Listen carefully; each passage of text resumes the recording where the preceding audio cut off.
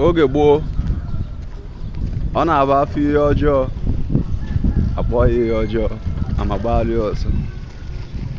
Oge gboo, ọ na-abụ afọ ndị ọjọọ akpọ ọfa ndị ọjọọ amagbalị ha ọsọ.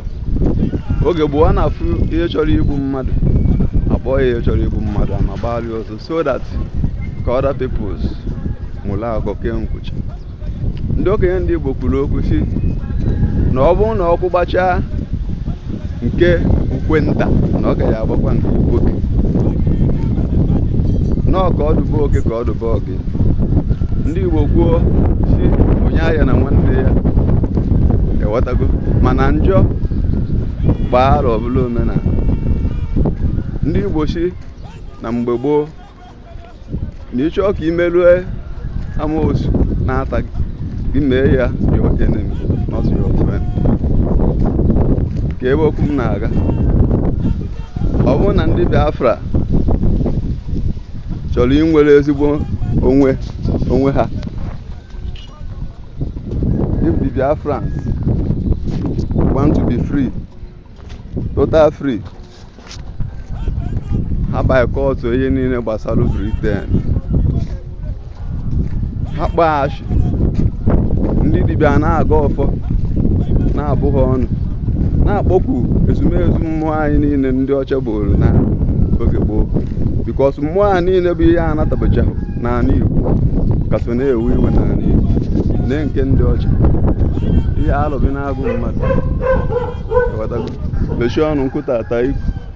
Ihe alụbi na-agụ mmadụ onye nwere ya ọ na-aka ọdụcha n'ala Igbo oge gboo, mana be anyị kịta onweghịzi onye nwe mmụọ dị na-eche ha.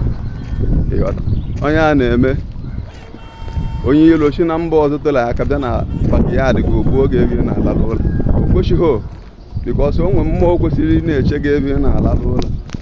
Onye a mere oge gboo ya na-eje nwu nke dibịa ga mee ya arrest n'ebe ọ na-alụ ọrụ. Before ya abịa ọfụ gị ya na mmụọ ikpugoduli ya sef, before ya anọ 4 days n'ebe iji eju nwa gị ma nwunye gị anwụọ. Those are the nature. Asịnọ nsọ bụ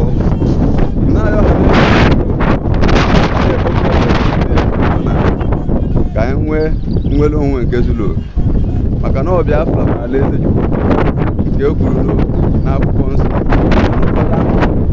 na ndị ama a na-akpọ Hibru bụ ụmụazị Igbo. Ọ Igbo bụ Hibru, ọ ka ndị ọchịchị akpọ ihe.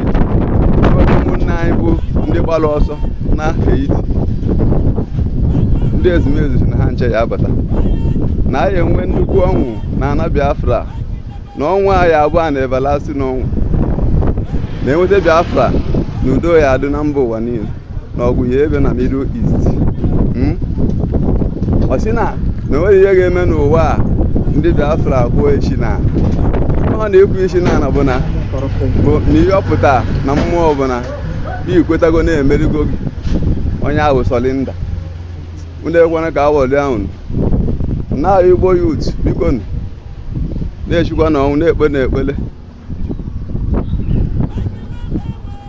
ka ihe niile ndị nna nna anyị harapụọla anyị na bụ nke omenala bụ nke izizi bụ ka ọchị ya na akụ na ụba niile dị n'okpuru ala mele eji agba anyị wọ unu na-ekpe ekpele na ndị ezumezu ga-eme ka fa nchabata anyị aka.